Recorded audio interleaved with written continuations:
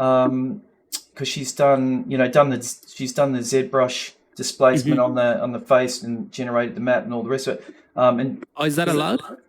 You're allowed to generate the maps. You're not allowed to take the base mesh.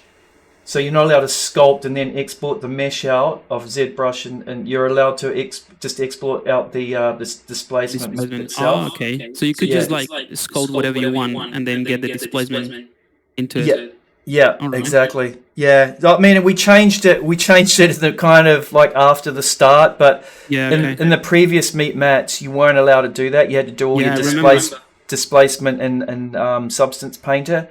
But I actually think you get a nicer displacement out of ZBrush with the maps and that. So we changed it. We allowed it a couple of last week or a couple of weeks ago before SIGGRAPH. Just because it is the workflow, you know what I mean. You can't stop. You can't stop people trying to force them doing one way, and actually when it's kind of the majority of people do displacement in ZBrush and then import it in the map. So that's right. I talked to the guys and they were like, yeah, no problem. So I mean, you could do like I actually do like some of the detailing. It's not full displacement, but you can do a lot of stuff directly within Painter, as in just paint the displacement as height map. Yeah. And it's pretty cool. I mean, that's a good question because I haven't done too much with that. So what, in terms of like, I guess 1-for-1, like when you're sculpting in ZBrush, are you getting the same fidelity that you do in ZBrush as in Substance Painter, or do you find that the No, it's never. I don't think it's ever going to be the same. Like you have a lot more control in ZBrush for that sort of stuff, but in Painter you can do lots of little cool tweaks to the displacement. So like I was trying the other day in a different project, like a bunch of ornaments. So you can build just with a simple brush. You can just build a nice set of anchor points layers to literally paint those details in, and you can use displacement. I could show you. Yeah, maybe you can show us that. I was just gonna show you one thing before just get that loaded up, Pablo, because Angela did have a question when it came. I think she posted it in. Yeah, actually, it's here. Let me just pull this across. It's not in her update yet, but she had this image here. Can you see that?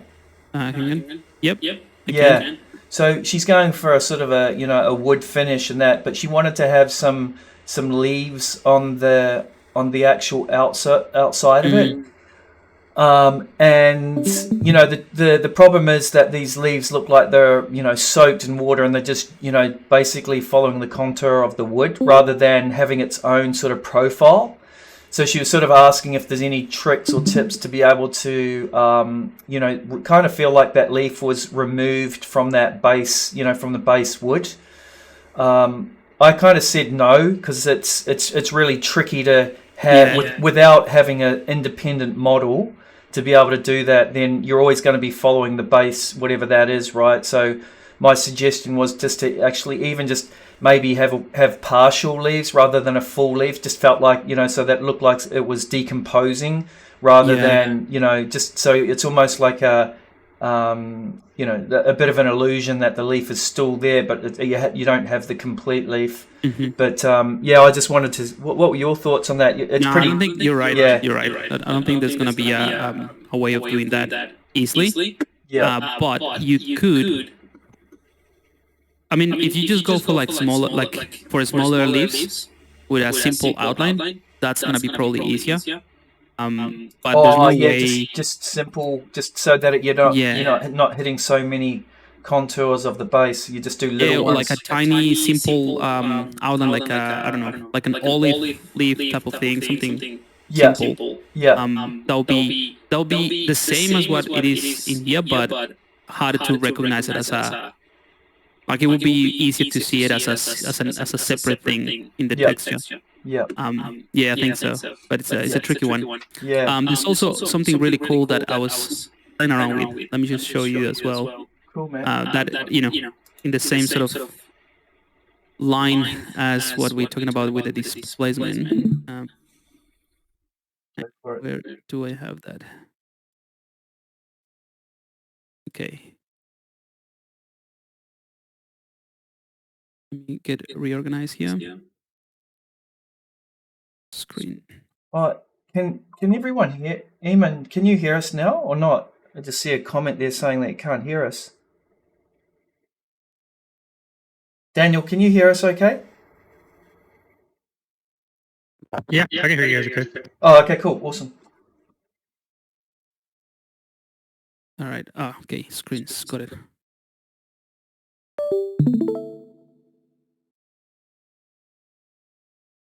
Cool. So have a look at these. So I did a quick test the other day. Yeah. That like a tiny asset. Well, not tiny asset, but like a simple asset, like a monument type of thing. Yeah. And all of these like texture details, all of these Relief. Yep. reliefs, bas relief stuff, all of that Yeah. is generated from a displacement using Adobe Firefly. So that's what I want to show you. Oh, that's interesting. Yeah, so a lot of really cool stuff. So what I did,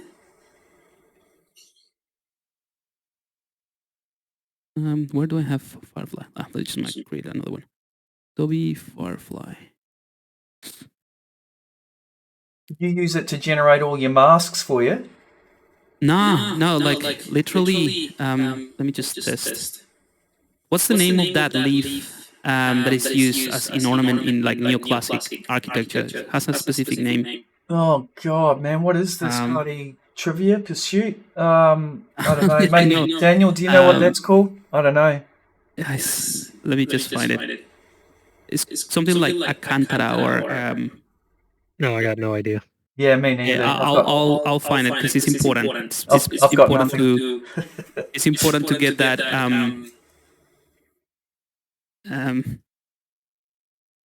So it's important to name it properly so that you can get it in the Firefly. prompt. Yeah. Name of ornament. Let's ask ChatGPT. Name of the ornament leaf in neoclassic sculpture. Antheus? Yeah, Antheus. That's the one. Yeah, the Antheus leaf. Okay. Thanks. You just remember, or like you just Google it? No, I just remembered it. Yeah. No, Sure. I'm kidding, mate. All right, so cool. Let's give it a go. So you go. It's already there for you, the Antheus leaf. There you go.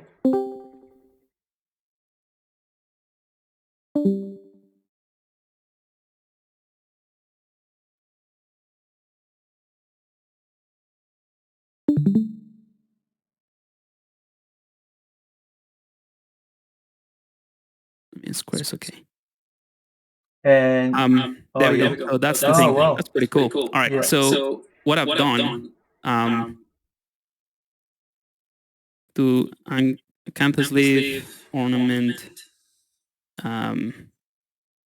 neoclassic, and campus leaf, an art design contrast to light.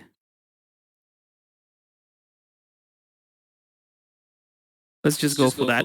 But before I do that, so this is the tricky, because you can get like really cool stuff like that, and this could be like a nice board for inspiration and things like that. But so in ZBrush, oh, by the way, this is for a new tutorial I just released, but ignore that. So what I've done in ZBrush, I took this simple plane, I use a curved tube brush, did something like this. You can also change the size of it. Mm-hmm. Where am I looking at? Modifiers here. Size. Update. So you have this bit. Just gonna do another one. It doesn't have to be anything precise, just like an ornament like that. Yeah. And then you split that. And then you have this very simple set in there. Yeah. I'm gonna subdivide it a bit. And then what you can do is render it And the BPR from ZBrush, whatever you do, it doesn't matter what it is, will produce a depth maps or a depth Oh, map, yeah. Yep. which is render. This is just playing around with ideas, but I did it the other day and it kind of works. So you have this depth, right? So that's how I build it. Let me show you the one I made. So I made this depth. This is a render from ZBrush and I blurred a tiny bit, but then you get the style, right? And then I just drop that in the style here. Oh, yeah. And then you just ask, to create this acanthus leaf ornament, new classic sculpture with this base, and it's gonna give you the black and white image. And it's not perfect, obviously, but if you do it a few times, you might get one. There we go. Oh, wow. That's pretty cool. Might. So I think this one might be good, or maybe even this one. All right, so let's try this one out. That's awesome. So you still have to tweak it a bit in order to make it useful, but you can just build really cool stuff, and you can do it in Painter as well. So let's just drop this in here straight away as it is, and I'm gonna use hide. Boom. Mate, how good's that? Yeah, it's not bad at all. That's pretty good. Not bad at all. Yeah, and then you can just control this dropping levels and target the height. Hey, Pablo, I was going to say, how do you get rid of the border on the outside? Like, what's your trick for that? So you're just basically leveling that out until it's flat? Yeah, or you can just create a mask. Yeah. Sorry. No, So- without having to go in and do a mask. I was wondering if there was a quick trick for that. But you could level that out so that it's actually flush with the surface. Is that right? Yeah, there. Yeah, I mean, you can try, but like I said, see how it's a bit noisy and there's like some steps. So I will just try to level as better as I can. I mean, to do it properly, I would fix this in Photoshop first, but this is just like straight from, Firefly. it gives you like a pretty good idea. But I would just go and maybe add maybe a blur effect to Soften it down. just Yeah. soften that up How a good's bit. that? And then you can just also, I don't know, maybe. No, I think just with a blur is fine. Yeah. And then just like this. But yeah, if you just drop that into Photoshop and create an alpha, which is pretty simple since it's a black and white. Black and white. Yeah. I'm just gonna contrast that.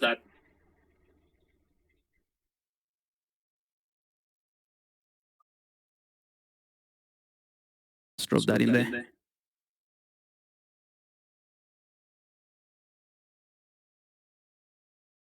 So this would be. Can we drop it? Oh, this is new. I didn't know you could do Yeah, it that. is new. That's the latest release, so you can just drop it straight into the channel. That's an alpha. Oh, brilliant. But now, what's the projection of this? This is a warp projection. So let's match it. No.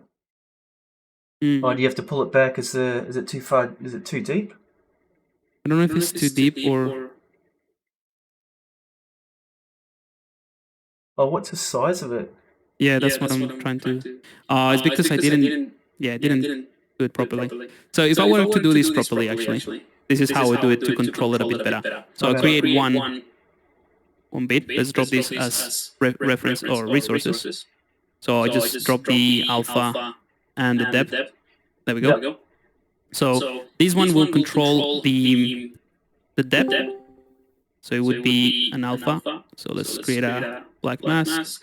I know you can do it already, but I'm kind of like used to it. So let's drop that in here.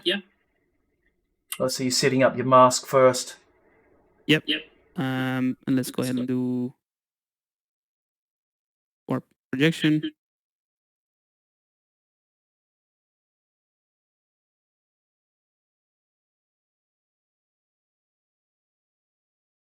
Tile it, and we're going to change it to none. So this is only one. Let's go for 5.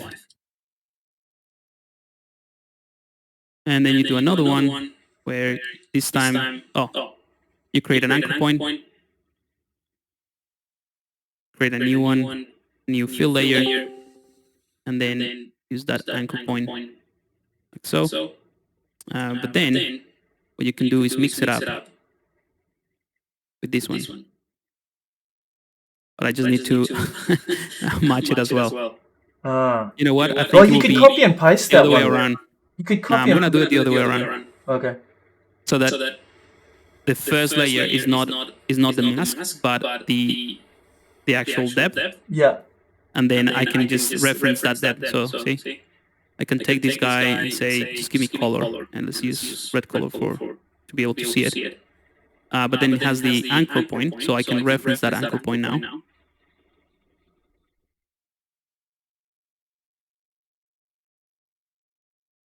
Yeah.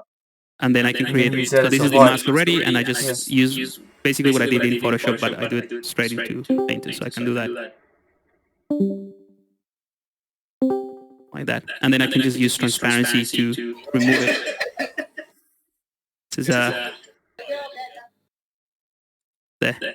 Yeah. Yeah, so that's pretty much it, really. And then you can control. Yeah, you know what? This is not even. There's no need. There's no need to do all this. Just keeping it simple. This is a black and white image. So it's just gonna be an alpha, and then you can control the height and everything. Yeah. Yeah. Make it metallic. So you could just use the one map, right? The height one, and then and then just the height, and then that's your mask. Yeah. Yeah, but how cool is that? Like, I mean, it's a very simple thing, and if you don't like it, you just go, I just generate another one. And again, it's not perfect, but you could just go ahead and in Photoshop maybe flip this side that is not as good from the other side and just tweak it a little bit. You could get really intricate designs. Yeah, I love that. So quick, man. Like, just even to try and find that on the internet and then try and generate it yourself takes so much time. Yeah, and just to iterate. I mean, you can do anything. So that's quite a new feature, that match the style, right? So you can even do like a material, anything in that. Head. Yeah.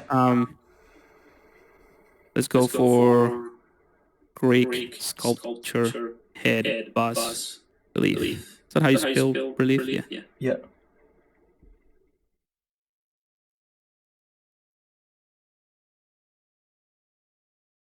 So here's another one that I just generated. Let's drop that in here.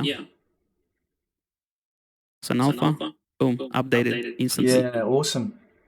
That's great. So yeah, and this is just displacement, right? Well, using the height as displacement. And there's a bunch of other things you can do with with the effects to clean this up even more. Because one of the things is that this is very, because again, it's not perfect. You get something quick and easy that will work nice as a starting point, but you can refine it or even just trace it. But what I will do is just blur it a little bit. That's kind of like the first thing. Yeah, just to tiny bit of blur that fix it up a bit. Because what the texture that it's getting, is that because of the bit depth of the image, that it's just not 16-bit and it's just I think so. I think so. And it's pretty grainy. Yeah, it's probably low res. Yeah. Yeah, and it's not 100% black and white. You see, there's bits and pieces that are colored. Yeah. So that's probably another thing. Like if you drop it as an alpha, Painter is just gonna take whatever hue is in there and just automatically make it grayscale. Yeah. But look at this. I mean, it's not gonna be great because the light here, it doesn't really match the depth. But we can give this a go and see what this is, right? Maybe you don't even need that. Let's just try that. And let's drop this in. Yeah, so new one, an alpha. See, it's not great. Oh, mate, but just and go back to your building that you were, so we can see the example of that now. And building. Yeah, for like I used to make these sort of like panels and all these bits that are not really that visible. So the idea, all of that is created with that idea. It kind of like look like scenes of like, I didn't want to sculpt, I don't know, every 12 single different one. little bits. Yeah, no, that's great. Just for something. I mean, that's perfect for an asset like that where it doesn't matter if it's not perfect, right? Yeah. I mean, look, these are the ones that I created. Yeah. So all of that, like full on scenes like this. I mean, That's if great. you're gonna get close to them, you go like, nah, this is not gonna go well. But for like little bits and pieces, and if it is in the distance, it's not too bad. Yeah. Yeah, that's awesome. Love it. That's Pretty so good. good. So good. Look, this one without the bas relief, this is actually better, I think, in terms of height map. So let's try this one.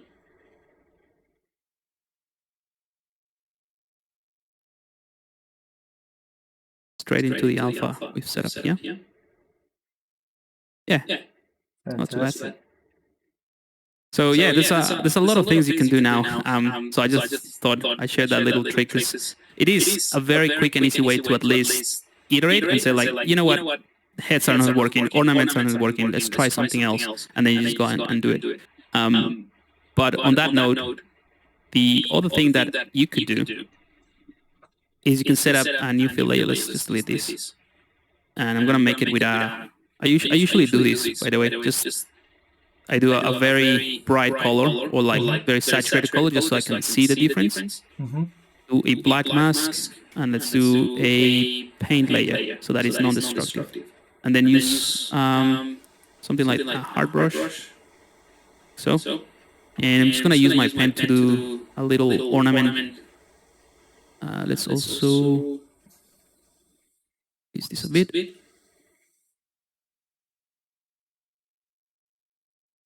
I don't know, something like that. So right now this is just a mask with nothing else. Then I can take this layer, add a little bit of height to it, just to increase that displacement. And then we can remove the color now. But then you have this black and white image that you can, or mask that you can just go ahead and tweak. So we can add something like a bevel, for example. And that already gives you that sort of effect. So I will just push it, something like that. So you get a nice gradient from the center, be a little bit smoothing, and then you can bring in some levels just to increase that contrast up to that point. So this is a much better way of doing it than before. So that gives you this nice sort of ornament look, and then you can control the height of it independently. And because you work on a separate layer, we can just delete that one, create a new one. Put it below it, like so, and then whatever I do here is just going to be that sort of that style. Oh, that's style. cool. Yeah, that's great. So that's a much better way of doing it, controlling it, and you can get rid of that sort of stepping. With a bit of blur. So blur is like your friend. Always get back to it. Yeah, nice one. And in terms with the base mesh, Pablo, are you adding in any further resolution or anything to that, or are you just like what's when you're sculpting inside a painter? What do you mean?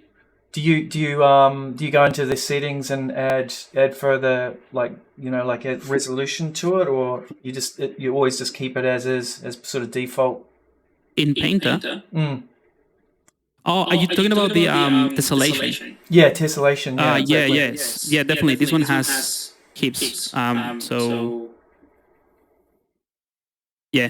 Well, not hips, but it has 15. So that's the tessellation. Yeah. So maybe, do you want to just talk a little bit about the settings in here, Pablo? Just like what you've sort of experienced and how far you can push it before things sort of start breaking. Yeah, you can just play around with this is what I do really. I just set the scale to something standard. Yeah, like 0.05. That's the scale, and then I just control the height map from the layers. But this is how much it will. Like this is the maximum they will reach in a way. And then tessellation is simply just once you have a bunch of details like this, how much subdivision you're gonna get. So if I have none, this is gonna be based on the with wireframe. Where's the wireframe now? They move these, right? Yeah, I know. Like it should be around here. That's shader settings. I think it's. Is it shader now? No, you're in shader there. Yeah. There it is. Yeah. Yeah. So it's all now is using basically that wireframe. And why? Before you could just see it over the the details. Maybe there's a new setting that I haven't explored. But yeah, so basically what it's doing is just taking. So just keep that on, Pablo, and then up the tessellation so you can see that there, and then Yeah, but you can't see it. changing the wireframe. So it's only actually changing the tessellation on the actual displacement. Yeah, that's what I'm. okay. It's different. I guess it's like a good thing, but yeah. So basically, the tessellation will just add subdivision so that right now all the software is doing is displacing those points based on the basement, which is relatively low. So subdivision will just add a bit more resolution. So that's why I pushed it to 15, which is pretty crazy, I would say. But you have like a nice, smooth, literal displacement of the geometry. So without it, if you don't have any displacement at all, you won't see it. I mean, it will look like a normal map, basically. So yeah, I usually, when I'm working with displacement, I set this to whatever the maximum amount I want to reach, like the highest point, and then just add the... But this is not like a... It's not set in stone. Like, it's not that I set everything every time 15 is my go-to. I just, depending on the amount of details, if I have something really, really small, but I wanted to create that effect, then I'll just increase that even more. So I just go back and forth. And at the end of the day, this is just a preview of like how the displacement is going to look. At the end, what you're going to export is just a nice black and white image that will create a displacement. So this is just a preview for... just to see how much. So do you want to actually? It's a good point there. So actually, just even how you've got the source channel being height. Do you set up like a displacement channel at all, or do you always just go through the height, or like it's the same thing, right? Yeah, it's the same. I just use height because I just think it's easier. Yeah. I set everything in the height map, and then when I go to export, I just convert height to displacement, or sometimes I just export it as a height, and then it's just a black and white image. It's just depending on how much depth you want in your bitmap. But at the end of the day, if you export things, depending on what you choose here, you can convert. I usually just use this PVR metallic roughness. That's the easiest one. You can just convert the displacement or the height to displacement if you want to. Yeah. So it's a pretty standard way of working. I think the easiest way for me is just to work with a height map, and that's it. Yeah. But I was going to show you. I was just going to, even just in terms of sending it to Stager now, like just in terms of like how that displays. Oh, because does displacement work in Stager? Yeah, absolutely. It does, you can send it, and you can also play around with that. I was gonna load the, that Mexican hat if I can find it. Yep. Because that is a pretty good example of using the height. It's just that at render time it's not gonna be as good. But now I cannot find it. Hang on. Let's see. I have a bunch of tests for Mad. Let's see if I can find it.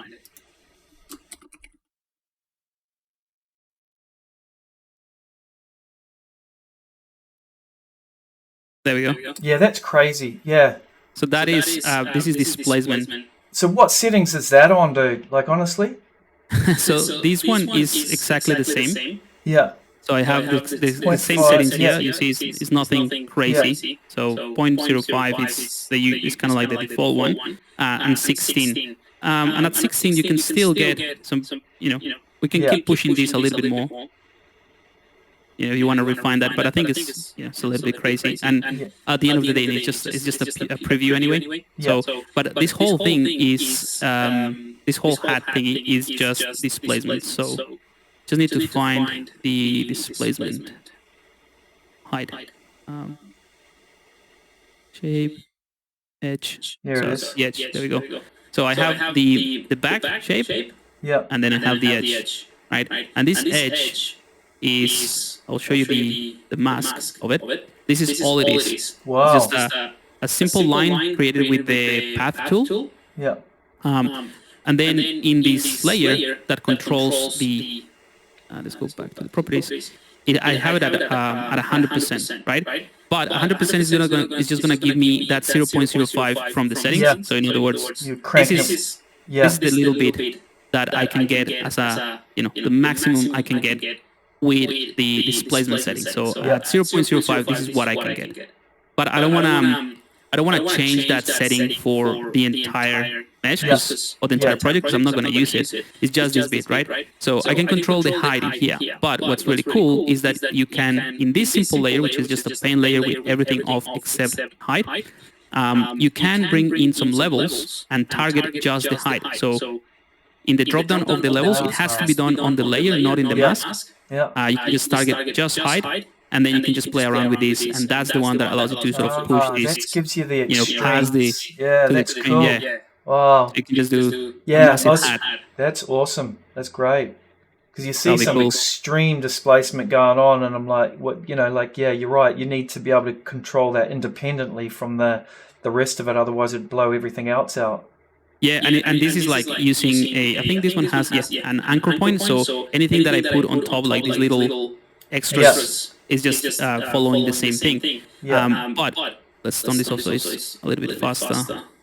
I can go into this layer, go to the pane layer, open my path, and because it's non-destructive, I can just sort of like move this around and create something more interesting. Obviously, it's destroying the other bit at the back. So good. Yeah, so it's pretty fun once you get the hang of like how these bits and pieces work. But now I have this bit. I can apply these things. It's not gonna look good, but and then play with the displacement. So it could be like fun to do these type of things, maybe around the sleeves or the jacket to create that sort of like So with that, if you send that to Stager, Pablo, are you able to get that same sort of extreme displacement happening over there? You would, but it won't look as good. Let me go back. Yeah. To something more reasonable. So I think something like this would be alright, but remember that this displacement is just gonna take whatever is in here and it's gonna push the geometry. So it's not gonna create loops in between. So the distance between this point here at the top and this one at the bottom, this is gonna be a straight line. Right? So there might be some artifacts created. So I'm gonna push it a little bit like so, and we can give this one a go. Yeah. Send to Stager. So it will work it out, and then from Stager you can also control the tessellation independently. So it's not gonna. I don't think it's gonna match exactly what I had in Painter in terms of the tessellation, but you can totally tweak that or increase it.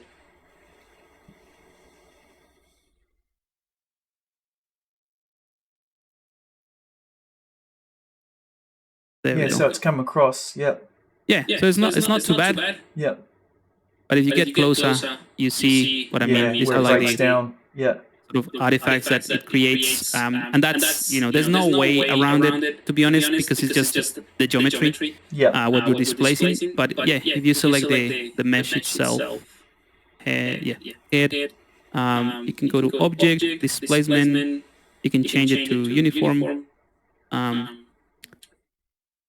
And then you can subdivide, so 6 is going to be already pretty crazy. Dense, but that's smooth. So that's not too bad, actually. That's right, yeah.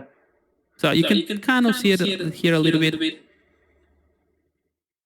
Yep. Yeah, because those are like literally the pixels. Does that show up in the render when you throw on ray tracing? Do you see those? Yeah, you see like some shadows like that. Yeah. But that is it's purely because it is being stretched too much. Yep. So probably something like this wouldn't work well if you want to render it out. Is that like a requirement to do it in ray tracing? Is it a requirement? No. Yeah, so you can just you can render it in any other. You can render it in any application. Yeah, I was just curious just to see how it looked in Stager, but you can export out those maps into any other 3D bit of software. I mean, it looks cool, and you can exaggerate a few things. I probably wouldn't push this as much, especially if it is like a single row of polygons. If you have something in between, like the one you showed me, with the bark wood texture, that's alright because it is pushing it, but there's kind of like a gradient of levels. Let's say this one is 1, then 0. Yeah. So that's probably one of the reasons it creates that effect. Yeah, it's a fun way of controlling things independently, like the height map. And in terms of your rendering, Pablo, are you using, what are you using, Arnold, or what's your sort of choice of renderer? I use Stager. I mean, no, I use it depending on the project. Yeah. Stager is pretty good for like work in progress images, but nowadays you can do like final stuff. And you got the. Do you want to show the timeline at the bottom there, and how that's kind of a new feature there as well, isn't it? So you can do. I haven't played around with this. I think you have to create a turntable animation first. No, you can select your if you select the top group, yeah. So then you got animation now, and then you can do orbit and spin, and then basically on the So you have got, and you push play. Target mesh, rotation. Oh, you've got the base. See, you've got the target mesh as the base. You go back to the top group, and then see the target mesh. Select. Oops, who's that? Yeah, it should be base mesh. Nico's having a party. Stick that there. Yeah, it should be base mesh, right?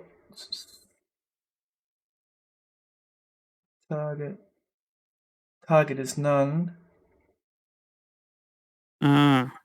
Yeah. So I think it's I know what is happening. I think it's maybe if you do this. No, I think it's doing it, but it's doing it in the center. So if I offset the target, let's go 10. Yeah. So try spin. The next one down. So you can just turn off orbit and flag spin. There we go. Yeah, and then you can also animate your lights, right? So that is So you can do both.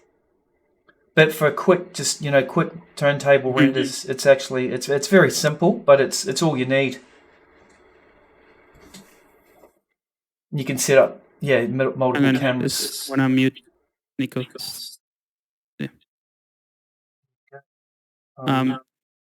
Yeah. I think this one is pretty good as for presentations. I usually just work with any render that gives me the result I want. And you can potentially push any renderer to look the same. That's kind of like what I showed in the extra mile. It's like you can use any renderer. I would use personally for like projects. You want to show that example, Pablo? Have you got that handy where you can show the character with the different renders from your course? Yeah, I should have something. Let me see. If anyone has any questions, that's what should I do if I don't have access to rendering software or even Stager? Blender is free. Sorry? Blender is free to render, yeah. I mean, you can still do iRay renders out of Substance Painter, right? So maybe you can show that, Pablo, as well, since you're sharing the screen after this. But so this is a render in Blender, which is free. Just showing you and this is all done in Painter and some sampler materials as well. Dropped into Blender. It picks up all the maps and everything, and you can render in there as well. Again, so content. Here we go.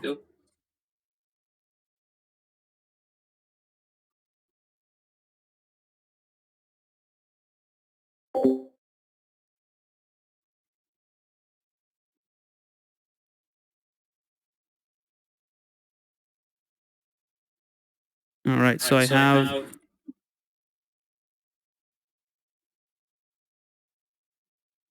You know what? I was just like overthinking. Let's just go to. I think I have it in my ArtStation. Oh yeah, you've got the example there, right? Yeah. So this is Maverick render. This guy. This one is Blender. This one is Stage. This is Stager. So you can get like pretty high fidelity renders and all this placement, all the normal maps, everything works just great. Is how you treat it, really. It's like how you approach the rendering process. The lighting, the subsurface, scattering, everything can be tweaked in a way that if you want something more cinematic like this guy, you can totally do it with Stager. So this is just BPR in ZBrush. So this is just a bunch of flat passes and renders just composite together to make it look more like a ray tracing, but it's just literally. So if you don't have any rendering software, but you have ZBrush, for example, and then you have Painter to do the textures, you can do it like that, or you can do what I always said, which is you can let's turn this off. Within Painter, you can just click on the camera icon here to activate array. It takes a while usually to. Well, it warms up. The first time was, yeah. That wasn't but too that's bad. it. But now you have the render again. Depending on the light source, these artifacts that are created here, that is because we're pushing the displacement beyond what's, let's say, allowed in the settings. But yeah, you can just get something pretty cool. You can. I don't like to see the background actually. You can change that. Let's see, where are we? Yeah. Do you want to show how you can change the backgrounds with the different maps, Pablo? Yeah, so you've got all your different maps there, right? Yeah, that's actually pretty cool. In the environment settings. And you can import your own maps as well. You can actually generate your own HDRIs inside a substance sampler. Yeah, in Sampler you can create your own based on a bunch of images that you can bring in, or like I had, I don't know where I have it, but I had I think it's called Theta 360. It's like a little camera that has two fish eye lenses. Yeah. And it just takes a photo of the entire environment straight away. Yeah. There's a bunch of cameras like that nowadays, and you can just take the output of that and put it in here. But yeah, up to you. So yeah, this is like pretty cool, and you can just rotate the lighting, get a nice render, and this is a pretty good quality. Like I would say, the easiest way to create a nice work in progress or like a nice WIP image is just to enable this when you're texturing and take a screenshot of that, and that's it. That's your, or export it. That's your render, and it's much better than a screenshot of the normal display in Painter. Can you just show how you can export there, Pablo? Yeah, you can hide your background as well, right? So yeah, so this is what I prefer to do. Yeah. Sometimes the background is nice, but it's distracting. So if I just want to present this, just choose a nice color, a nice dark gray, and that's it. You can enable the ground or disable it, but it's always good to have something in there. And then so I usually just take a screenshot, to be honest, because it's like that's the quality, the highest quality. But you can export it to Photoshop. Let's see if is that export option still there as part of it? Part of the iRay in the settings? No, this is going to this is going to export all the bases, all the textures. So it's gonna take a while. I'm not gonna do that. It's gonna take everything. I actually haven't exported things from here. If you go back to that menu that you're on before, like the main one for the rendering, and then is there you got camera set up? Oh, this is also quite good to activate the post effects and the anti-aliasing. I'll push it a little bit more. Viewports. Is it the one you can export? Is it the one above, Pablo? So. Oh, you mean this?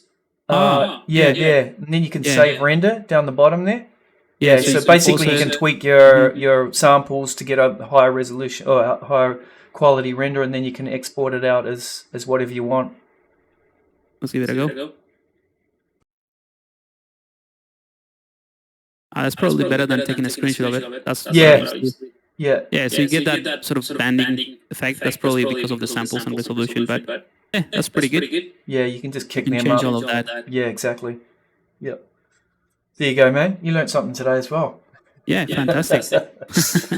Awesome. Cool, man. I think we're almost out of time. It's almost 10 o'clock. Yep, fair enough. So if anyone has any questions and or want to share their link of their entry for MeetMat, then feel free to throw it in the chat, and we can jump on that link and give you some feedback quickly.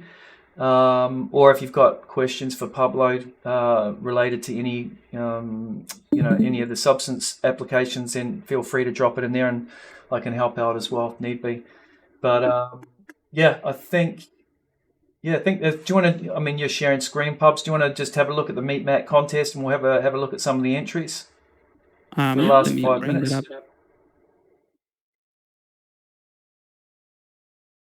That was really helpful, mate, to seeing your Adobe Firefly workflow. That was super cool, actually. I reckon there's probably a little tutorial in there somewhere as well. Yeah, I'm working on it actually. Oh, yeah, awesome, man. Let me know when you finished it. I'll promote it. Alrighty. Entries. Yes. Entries. Are you still seeing my screen? Yep. Still seeing the screen. Yeah, so I mean, okay. It's because I think my camera froze, so I'm out. Okay. No, the screen's still moving. So yeah, I mean, you can have we can pick out a couple, and then we can just do maybe 2 or 3, and then we'll call it quits. Well, there's a few pushing the displacement there. I saw the camera up the top. Did you see that one? The camera. Yeah, that one. With us. Oh yeah, to the left. Yeah. See, that's a good example of pushing the displacement. See what else is in here. There's also a displacement one. Yeah. Let's try this one. Oh, cool. Yeah, this is kind of like this is just the concept so far. Yes, like painting over. Oh yeah. Yeah, but all of these things would be relatively easy to get with the displacement. I think the hardest part with this, like if you were to create something like these little corners here with the displacement, that's going to be pretty hard, especially if you're just using a map, because there's not going to be that corner. It's going to be like an alpha in ZBrush. There's going to be a gap in here. There's not going to be a gap, sorry. It's going to be stuck pushed out. Yeah. So that's probably the only tricky bit. Although you can create something.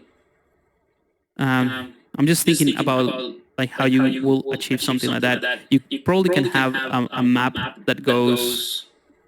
Let me bring in something else.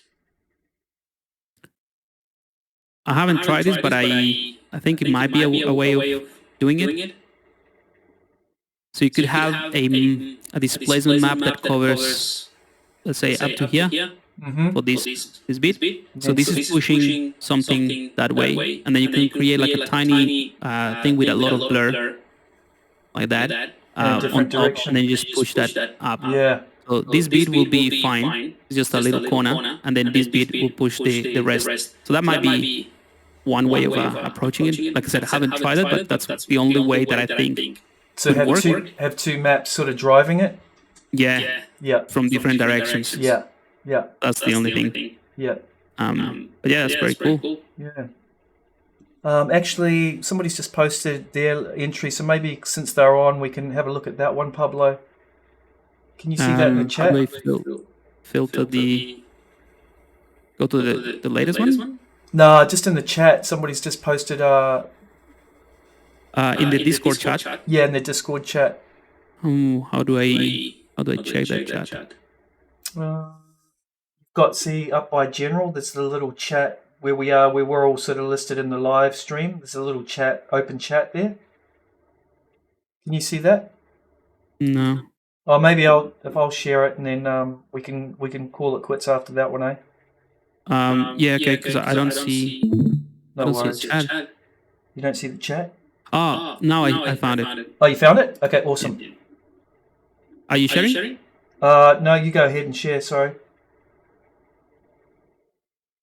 Oh, did I just finish the stream? No, we're still going. Okay. Too many buttons in Discord, man. It drives me crazy. Yeah, too many updates. All right. Look at that nice plastic base. Yeah. That's similar to your one. Maybe they've been following your tutorial, Pub. Yeah. That's awesome. That's pretty good.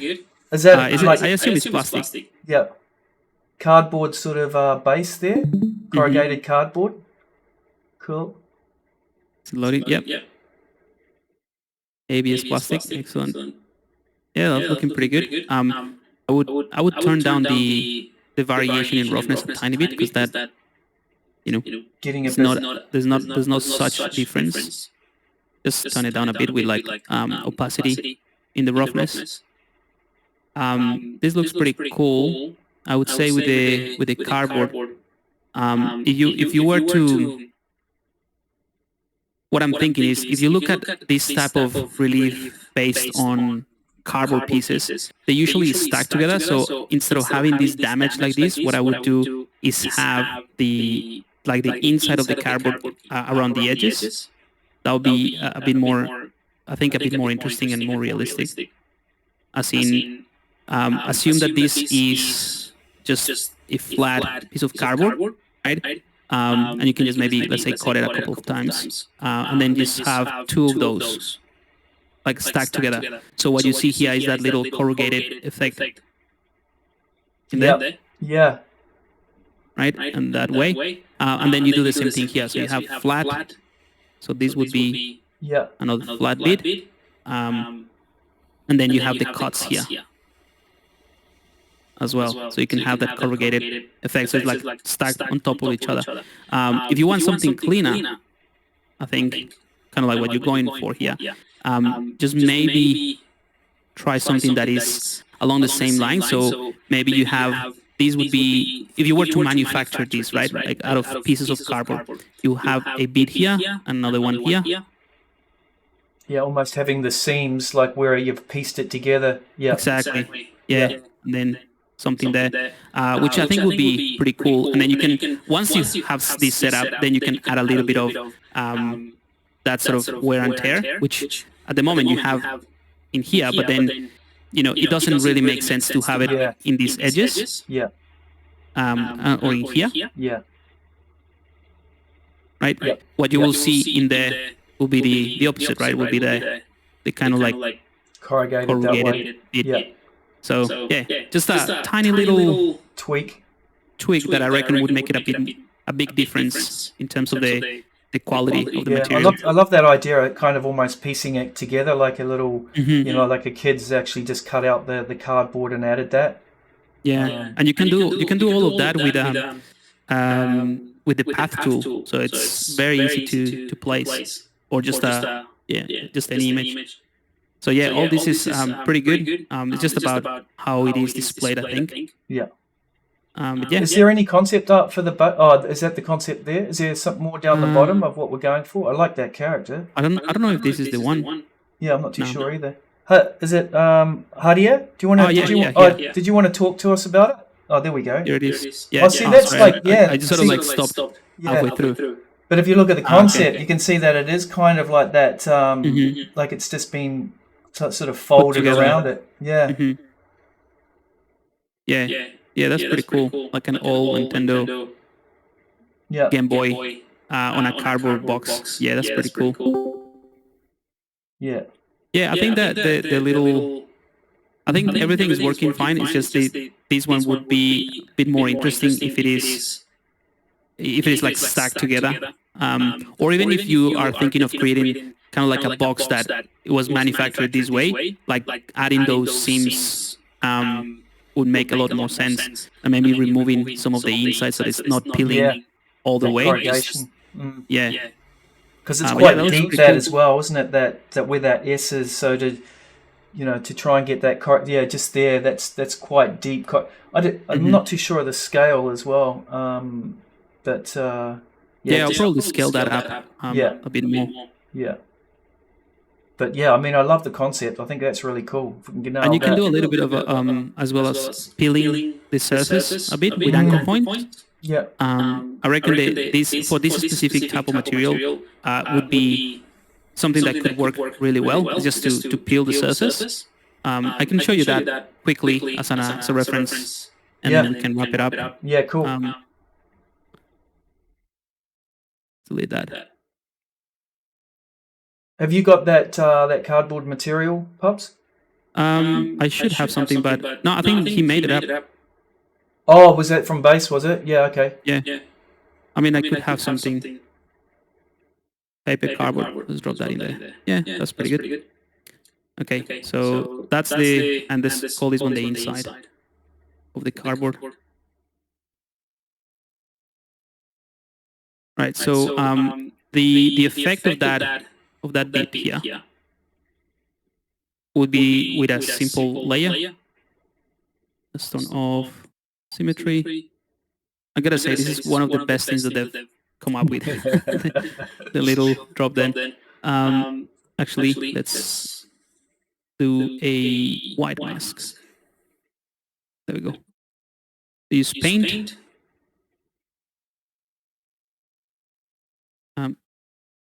Maybe with a different color.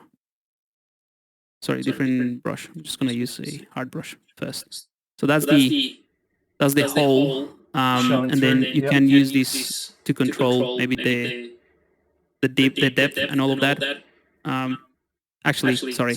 Let's do it a little bit easier. So let's put the hole on top. So this is the material that we're gonna create a hole for. I'll use a black mask for this, a paint layer. So the same thing, just inverted the whole idea. So that way we can use this layer to control all the properties of that sort of hole or tear independently. So I can push the height down a bit, right, to create that edge, maybe not that far. And then you can have whatever, right? You can have like the same material that you created here for the corrugated example in there. You can even create a group, actually. Drop the mask in there for that group. Just drop that in there, right? And remove mask. So the same thing, but that way you can build it up so you can have a duplicate of this layer that is slightly lighter. And let's drop we're gonna try to recreate a corrugated example. So lines.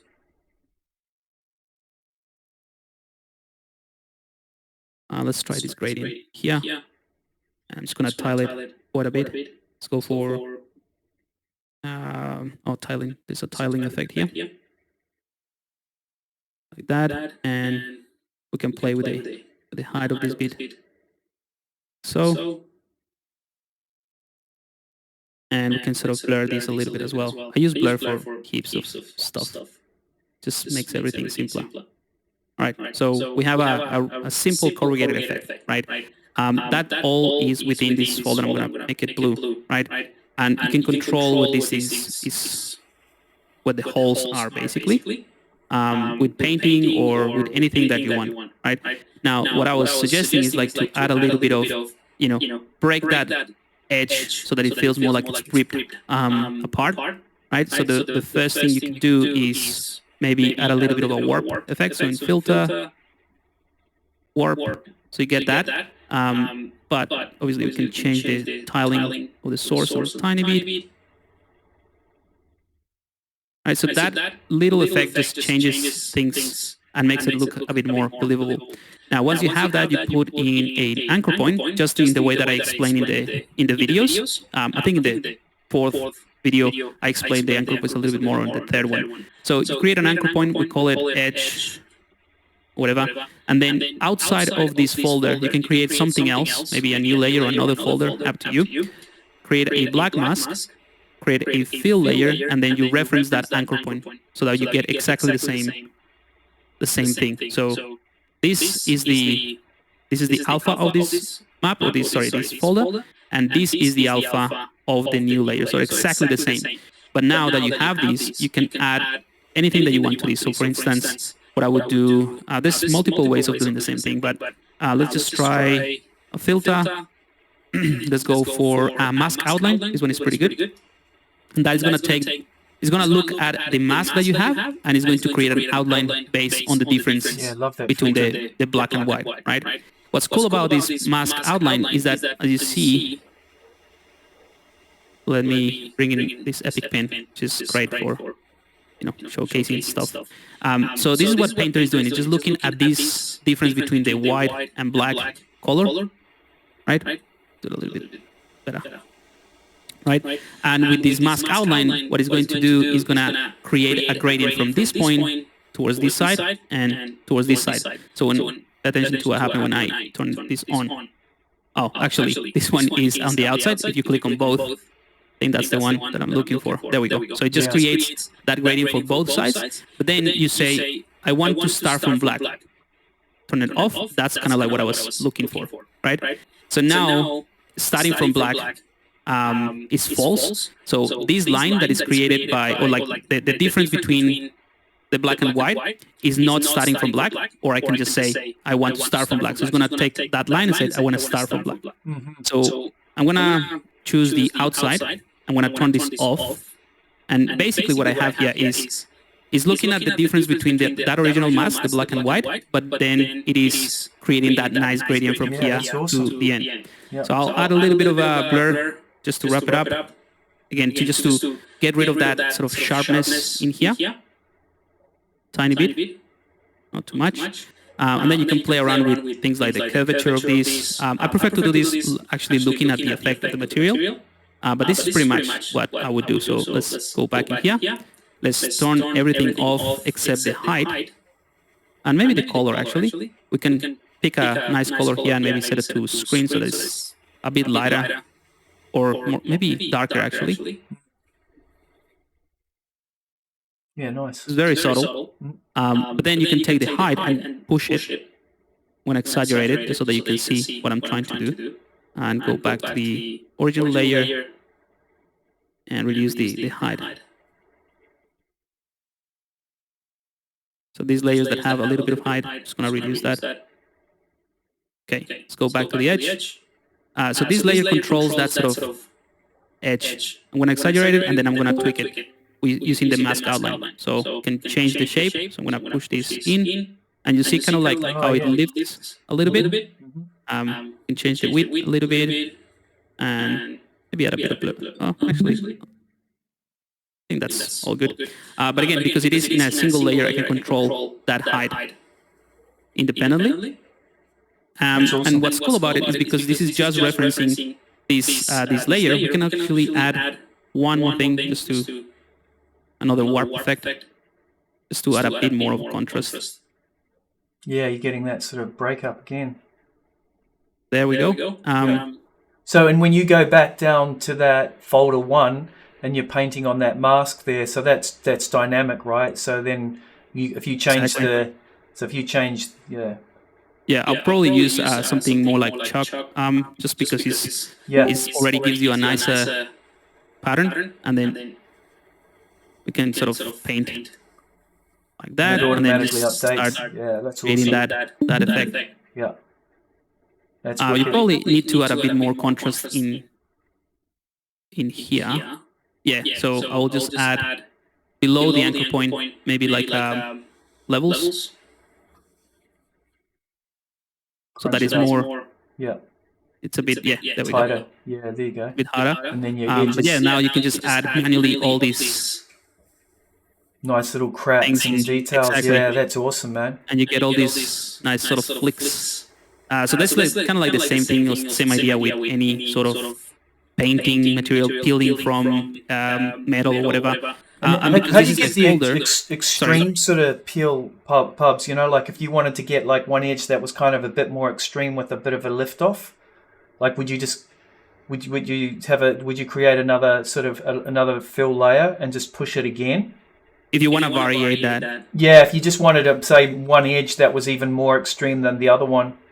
I will probably just duplicate. Yeah. Let's call this one the height control. Yeah.